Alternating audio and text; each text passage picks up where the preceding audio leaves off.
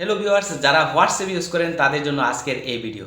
আজকে আমি হোয়াটসঅ্যাপের 3টি অসাধারণ সেটিংস শেয়ার করব, যেই 3টা সেটিংস আপনার অনেক কাজে দেবে। Number 1 settings. প্রথমে আপনি চলে যাবেন আপনার হোয়াটসঅ্যাপে আসার পর আপনি যার সাথে চ্যাট করতে চান তার আইডিটাকে ওপেন করে নেবেন। তারপর এখানে এরকম অপশন দেখতে পাবেন, ওইখানে ক্লিক করবেন। তারপর ফুল অপশনে আপনি ক্লিক করবেন।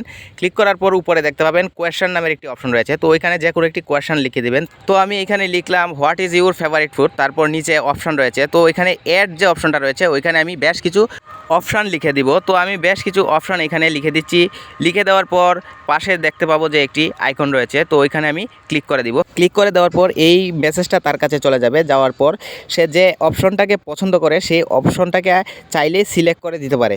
তো এভাবে যে কোনো পুল ক্রিয়েট করে আপনি আপনার যে কোনো ফ্রেন্ডকে মেসেজ করতে পারেন। Number 2 settings. আপনি আপনার হোয়াটসঅ্যাপ আইডিতে চলে যাবেন। হোয়াটসঅ্যাপ আইডিতে আসার পর উপরে 3 ডট অপশন দেখতে পাবেন, ওইখানে ক্লিক করবেন। তারপর সেটিংসের অপশনে ক্লিক করে দিবেন।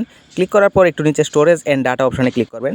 তারপর উপরে দেখতে পাবেন ইউজলেস ডাটা ফর কলস, ওই অপশনের পাশে একটি আইকন রয়েছে, এটাকে এনেবল করে দিবেন। তো এটাকে এনেবল করে দেওয়ার পর আপনার ফোনে যদি নেটওয়ার্ক একদম কম থাকে তখনও কিন্তু আপনি একদম হাই কোয়ালিটিতে যে কারোর সাথে কথা বলতে পারবেন।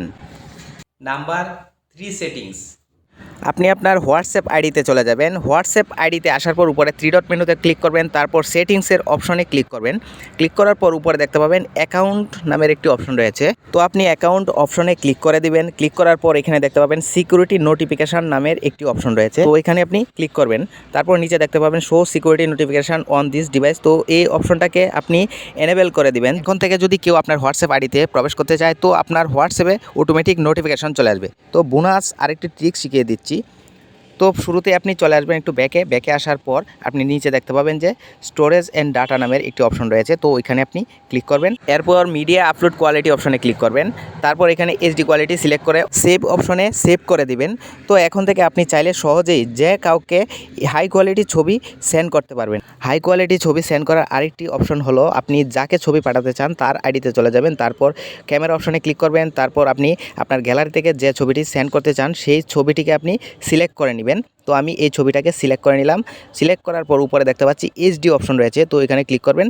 ক্লিক করার পর এইচডি কোয়ালিটি অপশনটাকে সিলেক্ট করে নেবেন। তারপর ছবিটাকে সেন্ড করে দিবেন। তো সেন্ড করে দেওয়ার পর এই ছবিটা তার কাছে এইচডি কোয়ালিটিতে সেন্ড হবে এবং এই ছবির রেজুলেশন কখনোই কমবে না। তো ভিউয়ার্স, আজকের এই হোয়াটসঅ্যাপের ট্রিক্সগুলো কীরকম লেগেছে সেটি অবশ্যই কমেন্টের মাধ্যমে জানিয়ে দেবেন এবং যারা ভিডিওটি দেখেছেন তারা অবশ্যই ভিডিওটিকে শেয়ার করে দিবেন। ধন্যবাদ সবাইকে।